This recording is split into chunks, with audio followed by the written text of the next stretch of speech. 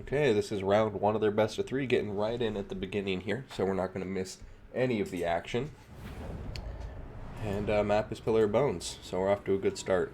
Favorite map in the game, and two very strong factions in a matchup that I think is quite even in the current meta, so we'll see how this breaks down. BBB Paria, welcome to the stream. Glad to have you. And as always, let me know if sound is okay, all that jazz. Don't want things being too quiet for you. Now, without further ado, let's cover this Lizardmen army. Now, going to be pretty small and straightforward. Going to consist of an anti-large corps of infantry that will have 4 Saurus spears, by the looks of it, including the Legion of Shakwa with that missile resistance. We're then going to see 2 Temple Guard for that armor-piercing variant, a bit more elite, supporting the background, or the back line. Up in the air, we do see 2 Pterodon Riders, and then we're going to be seeing some monsters up front in the form of some Stegodons. Looks like they are going to be just regular Stegodons. They're going to have the artillery piece to them with some good range, 370 one missile strength and 360 range, so nothing to scoff at. These guys can kill some knights very quickly. And then for the leader himself, we are going to have none other than Lord Mastamundi. He's going to have Ruination of Cities, Banishment, Shield of the Old Ones, Apotheosis, Net of a Mintok, as well as, is that the Comet of Cassandora? It is indeed. We'll see if we get to see that today. Have the Sunburst Standard of Hexawaddle here to help with that missile resist and melee defense as well. So that's going to round out the Lizards, and it's time to take a look. Sorry, I feel like my microphone might be a bit loud, so let me know if that is the case.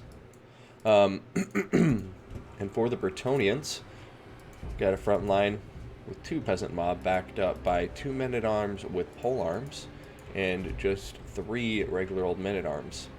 Other than this, we're going to have some knights errant on either flank. In the rear, we're going to have 2 questing knights. One of them will be the Regiment of Renown Companion of Quenelle. We also see here that there's some spearmen at arms supporting 2 trebuchets. And then in the center, we do have a corps of peasant bowmen.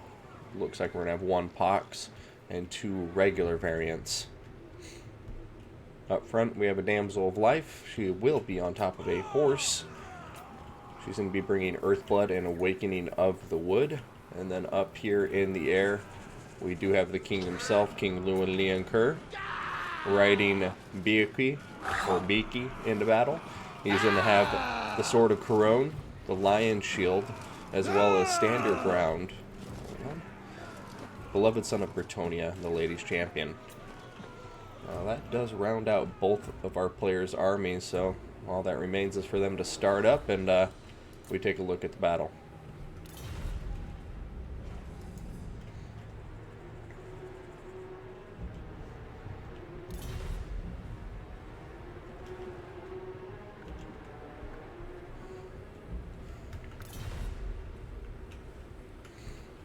It looks like both players are ready.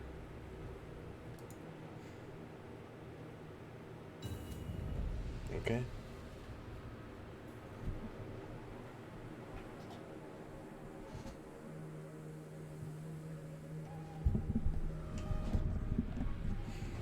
And we're off. Stegodon coming out to get some shots. It looks like it might be targeting the Damsel. We'll see if it can connect. Oh, no, just kidding. It's changed up its targets. Going for the trebuchets instead. I don't think I've seen this particular matchup as far as artillery duels go, so I'm not sure who's going to win, but I think just by the sheer nature of the fact that the trebuchets throw 3 rocks at a time as opposed to these Stegodons throwing 1 bolt at a time means the trade may be going to the Bretonnians there in terms of value, especially considering the Saurus infantry is far more expensive than the peasant infantry. Excuse me.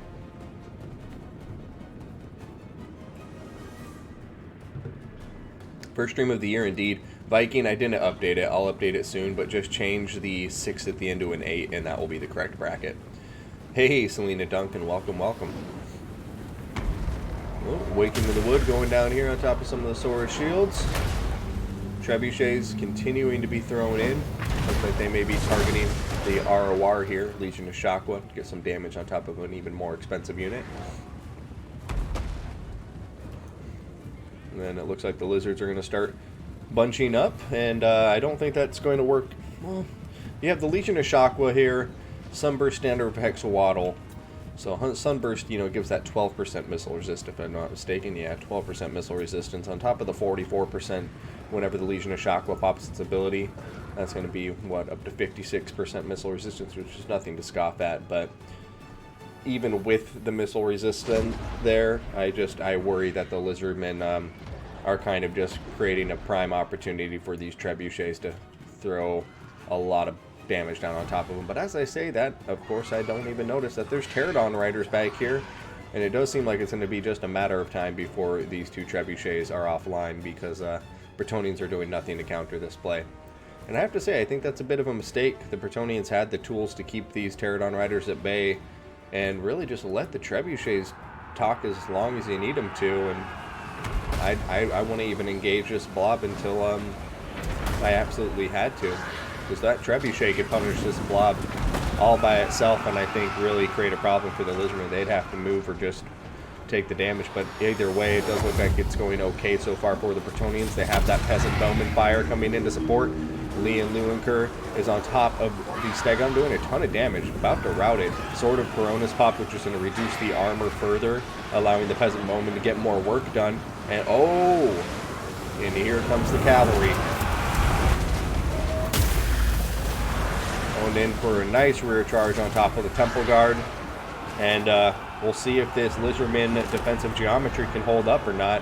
Right now, it does look like this Temple Guard is holding firm, as well as some of the Saurus Warriors, but time will tell. There goes the Commodore Passandora from Mazda Mundi. Sorry, didn't get the best look to see exactly how much damage it did, but unless I'm mistaken, it does look like overall most of the cavalry was able to pull out before it came into contact.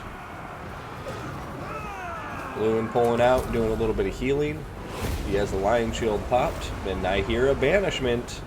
Oh, going after the archers, but it either through some deft maneuvering of the archers or a misfortunate direction on top of the vortex, it looks like they are going to escape unharmed, and that banishment was going to kind of just wander around harmlessly. Over here, though, Ruination of Cities clearly doing some serious damage. Awakening the Wood in reply.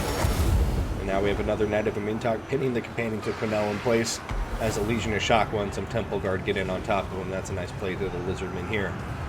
Balance of power squarely in favor of the Lizardmen at the moment. And now we do have Pterodon Riders in the back line diving into the Peasant Bowmen. We do see some Spearmen at Arms moving in to intercept them. And Lewin coming in too. That's going to make him think twice about that engagement. And over here, it looks like Questing Knights. Well, they were going in for a charge, but decided to abandon it, which I like, because these Saurus Furies were braced and looking at them. Companions of Quenelle are finally getting out of combat, and they still have 16 models, so at least a little bit of room for healing there.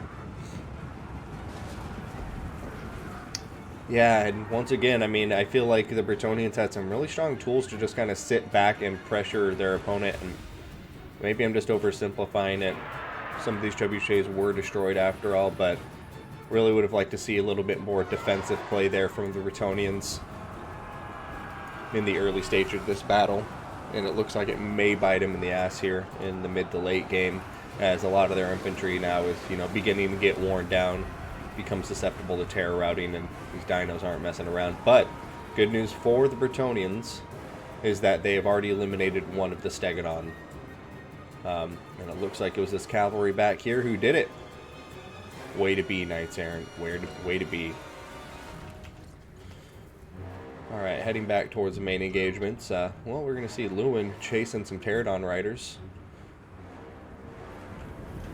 Honestly, probably not the worst thing. I mean, I wanted to definitely see him cycling in and out, getting some infantry damage, but you got to remember when Mazda Mundi has that Net of a Mintok, you got to be extra careful with the cycle play. And letting Lewin just continue to regenerate over time, you know, always going to help the balance of power. Peasant bowmen continuing to fire away. Ruination of cities coming in. Oh, two of the peasant bowmen are stacked up. This could be devastating. Oh, gatos en mis zapatos. That was devastating. Two peasant bowmen getting caught out there in a nice play to Mazdamundi. And it's one of those things too where it's important. It makes a difference to keep your archers separated, and I know that's a small mistake, but even that, just having those two units stacked on top of each other, allowed them to be eliminated simultaneously. Otherwise, he may have still had another archer pouring in some supporting fire here. Alright, men-at-arms diving in to help Lewin. Lewin is netted in place. But Ancient Stegadon, or sorry, not Ancient, but the regular Stegadon, is taking some serious damage in that Sword of Corone. Oh, Terror kicking in on top of the Sword Spears. That's a big deal. If he can get Terror, yep, there goes another Terror route. That was a huge pickup for the Bretonnians, and you can see its impact in the balance of power already. Will they be able to capitalize on it? Lizardmen infantry, still a lot of it hanging in there, hanging strong. Some Bretonnian routes now. Bretonnian cav look like they're looking for some angles, come in for some rear charge. We're going to see a Knights Errant going in here into the Legion of Shakwa, and Awakening the Wood popping down simultaneously. And those of the Awakening of the Woods have just been down here constantly wearing away at the Saurus warriors, so got to give a shout out to that Damsel of Life here in this battle. Alright, Bretonnians look like they've gotten knocked out of that round of combat, but if they retreat and regroup, I think they have another huzzah left in them. Knights Errant coming in from over here after killing off the Stegadon they were chasing. And these guys are actually quite healthy, nearly half health. King Lewin and the Cav look like they're coming over here to try to save the remaining archers. That's going to be... Oh, man, there he goes, getting in combat. A huge hit, and there goes the Knights diving in, hitting him in the back. And, wow, that was actually, a nice play from the Lizardmen there, trying to shut down the Peasant Bowmen, but it kind of backfired there as the Bretonnian Knights capitalized on them staying on the ground just a moment too long and then taking a ton of damage. And those Pterodon Riders are important, make no mistake. Damsel and the cavalry are regrouping. Some of the Bretonnian infantry over here on the peripheries is regrouping. These ones, oh, there they go. I don't know, guys. This is a close one. The Bretonnians still have a path to victory as far as I'm concerned. You have Lewin Leoncoeur here. He's a very heavy-hitting lord, and he still has this regeneration going because he hasn't routed yet. And he's going to be diving into these dinosaurs. Knight of a Mintok going to go down on top of King Lewin. It looks like the Lizardmen are going to peel off one infantry to get on top of them, not letting the other ones turn in and get rear charged by the cavalry. But here comes an opening for some Knights Errant. They're going to dive in there. There goes another Awakening of the Woods. Oh no, the Stegadon is coming out of position. Banishment going down though, and oh, it is just eating up all of the Bretonnian Knights. Ouch. That banishment was not playing around. Lewin doing his best to eliminate the Stegadon. I think that's what he's just banking on. If he can kill the Stegadon, maybe he can win it from there, but I don't know. Without any supporting infantry or cavalry in this fight, and no more arrows to pour in, it looks like this is going to be going to the Lizardmen after all. But a very, very nice battle for both players here.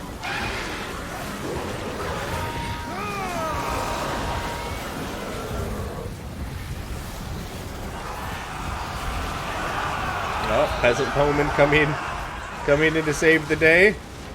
To save their beloved son of Bretonnia.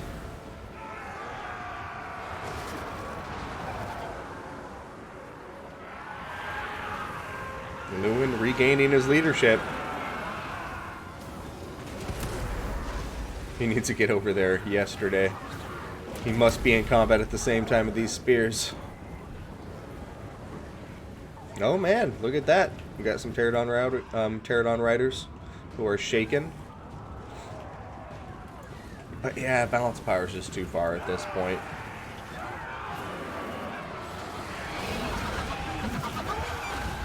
Oh, Lewin is going after this ancient, or this Stegodon once again. He has some cap supporting. Apotheos is going down on top of it though. Can he do it?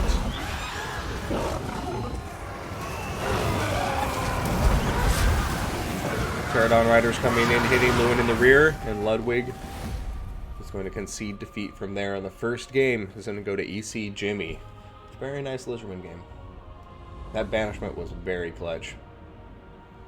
Banishment was so necessary. But a well-played game. And let's look at Mazda Mundi. Close to 3,000 gold value. Dishing out, you know, almost 19,000 damage total. 206 kills. He got his value for sure. And these Saurus Warriors, not necessarily paying for themselves value-wise, but obviously doing the trick, cleaning up all the Bretonnian infantry. This guy did get some very good value from the Legion of Shakwa. Temple Guard doing a bit better for themselves too. But yeah, really the celebrities here are going to be Mazda Mundi and the Ancient Stegodon for the damage.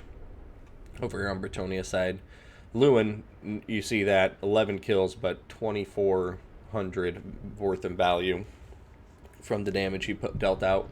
So I'm really glad they added it, because I mean, case in point, 11 kills doesn't seem impressive, but he did dish out quite a lot of damage. I do want them to add a healing stat here so we can see how much the damsel healed. This seems like a better way to judge her value. Trebuchet is unfortunately getting shut down pretty hard there. I stand by what I said in the initial game. I think the Stegodons would eventually eliminate the Trebuchets, but not nearly as quickly as they would have if these Pterodon Riders were getting, you know, shot down and blocked by the Peasant Bowmen.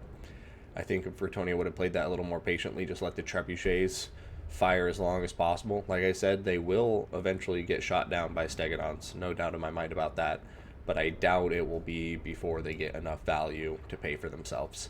Especially in this army where I truly think the only thing that separated or kept Bretonnia from victory in the end was just how much infantry is left. They really needed those trebuchets to pay for themselves and kill Temple Guard and Saurus Spears, and then I think that battle would have been much smoother sailing for the Bretonnians from there. But hindsight's 2020, and maybe I don't know what I'm talking about. So let's update the score and get to round 2. Let's go ahead and throw up the intro card here. Got EC Jimmy with the Greenskins going up against BBB Ludwig15000 with the Vampire Coast. This is round 2 of their best of 3 in EC Jimmy's match point. And Zombie Mike, thank you so much, man. Thank you so much for gifting those subs to the other members of the chat. That is far too kind of you. And holy hell, what a way to start out the new year. Happy 2021, everybody. And give some love to Zombie Mike in that channel for his extreme generosity.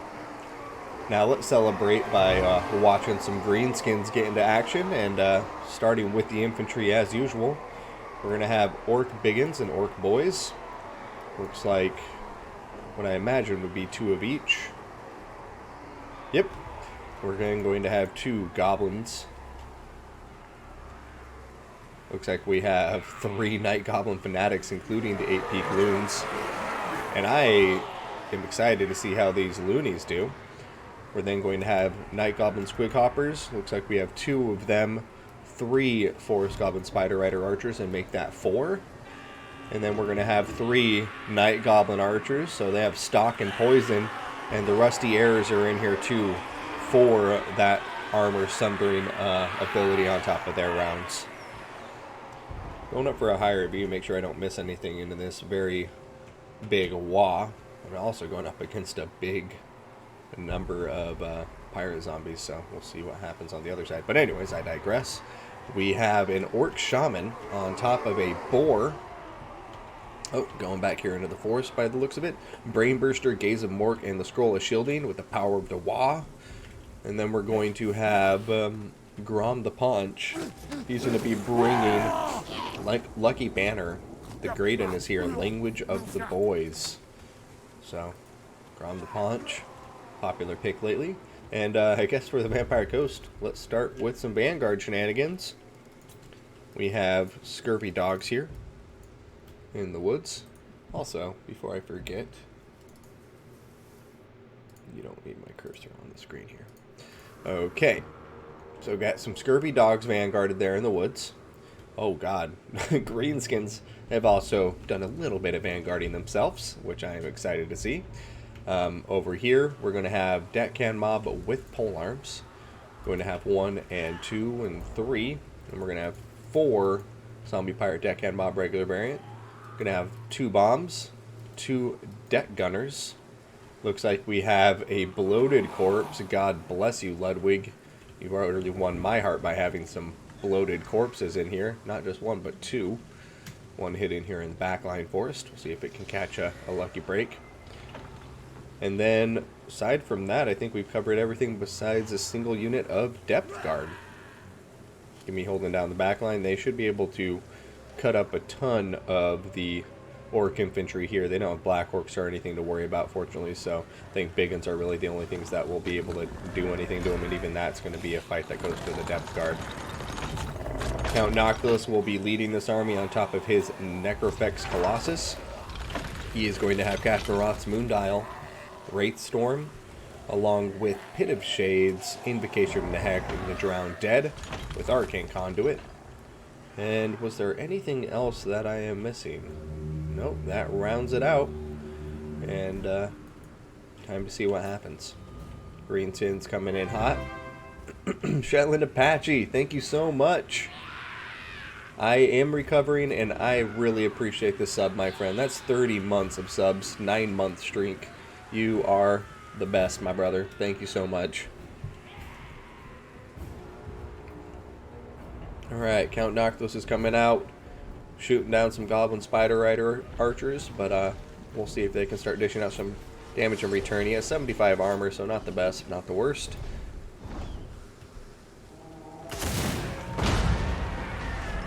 That round, probably not worth it. So, I mean, I don't know. Right now, the trade, I'm kind of predicting an even trade here. I don't think Count Noctilus will kill them quickly enough to make it worth it, in all honesty. I mean, the deck gunners are shooting in now, though, so that should make it a quick work. And oh no, the Greenskins did not notice the scurvy dogs coming in, and I take everything back. This is a very nice pickup for the Vampire Coast. The Greenskins really losing a lot of value here. 900 points, 450 apiece on these bad boys, and the scurvy dogs are not going to let them come back to the map. So, very good job to our Vampire Coast player there, getting a nice surround and elimination on those units. Over here, Greenskins pushing forward on the other flank, and now the Vampire Coast coming to a bit more knowledge about the precarious nature of their scenario or their situation, when they have a lot of hidden Greenskin Night Goblin units back here, firing away into the backlines. These bombers may not even get a volley off. Over here, going to see the Squig Hoppers pushing forward, and let's keep an eye on top of these bloated corpses, shall we? Do dogs even get scurvy? I'm not sure, Apache. I've never seen a dog be a huge fan of citrus, so imagine they get scurvy a lot. Alright, so far, I hope I don't get too distracted by the bloated corpses, but I'll never forgive myself if I miss a bloated corpse. A juicy explosion. Alright, over here, it looks like this bloated corpse is going to commit to the goblins. Wow. Gonna sacrifice 1 unit of Zombie Pirate Deckhand Mob for the goblin, but I mean, I guess that's honestly a loss for the Vampire Coast now that I think about it, because the zombies are worth just as much as the goblins he just killed. But anyways, here comes the bloated corpse. He's running for it. Oh, whether intentional or not, that second bloated corpse not going to work out, because it's just going to land on top of the Forest Goblin Spider Rider archers, who are a bit split up in the first place. And there goes a Pit of Shades on top of the Orc Biggins. I do love me some Pit of Shades action, and I would have loved to see even more a Pit of Shades followed by a bloated corpse running into it, because never going to get more damage than when a unit is sucked into the center of a Vortex Bell. Over here, deck gunners firing away at Grom the Paunch, as well as Count Noctilus, I think the saving grace for him may be the map here, as he is already approaching the hump of this ridge and should be going down to safety on the other side soon, all the while continuing to regenerate his health.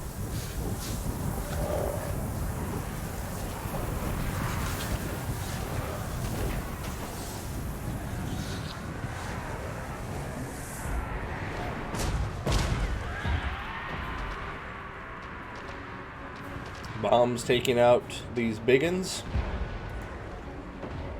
Orc boys over here not looking too good. These orc biggins also very tattered.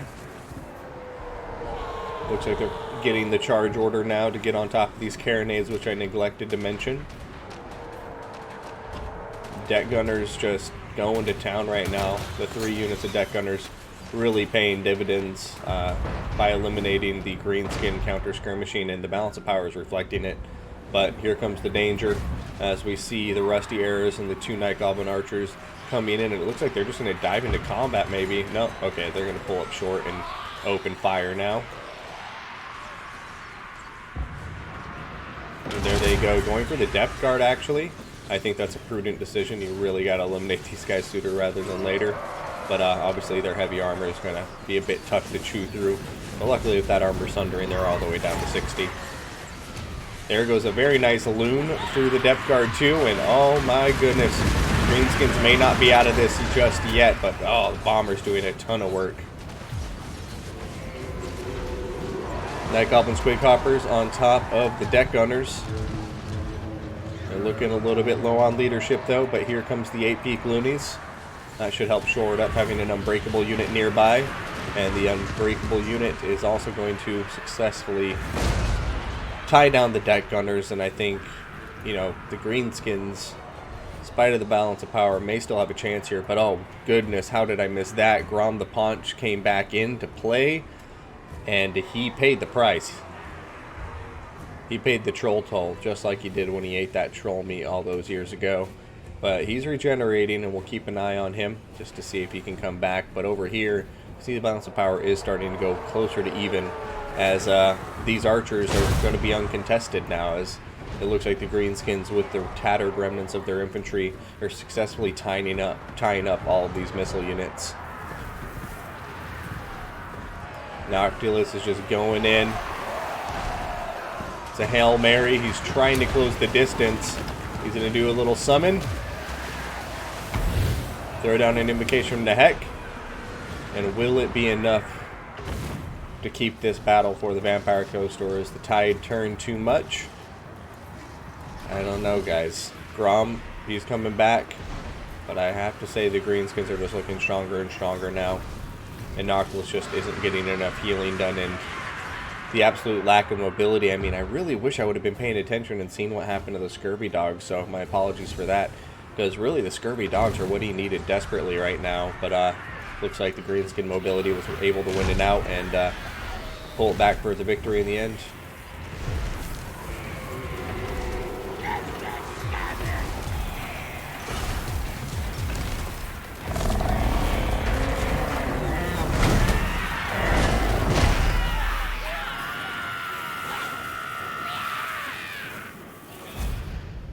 Oh, Night Goblin, so cute.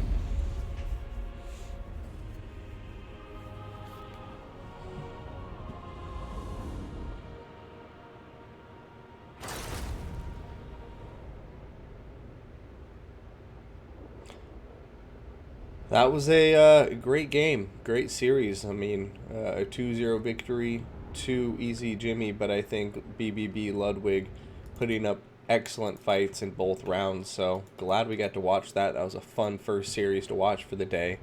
And looking across the battlefield here, you can see that these guys got a decent amount of kills, but really not a lot of value. They got pin cushions, as somebody said in the chat. And then, yeah, right here, I mean, this guy paid for himself because I think they're 550. But I don't know. He also destroyed one of his own units, which to me is kind of where it gets a little bit hazy on if he was able to actually get value with this bloated corpse or not. But the game says it got some value. Count Noctilus getting some very good damage output there. I'm not sure how much he cost on top of the Necrofex. Possibly around here, a little bit more expensive, but either way, he was definitely making some nasty plays. In particular, great job, dealing with Grom the Paunch so effectively. He was pretty much just like off the battlefield for most of the battle, because anytime he got close, he was just getting shot down. And I think the deck gunners doing God's work here for the Coast Army. That's where a lot of this value was. 700, 961, almost 1300 here.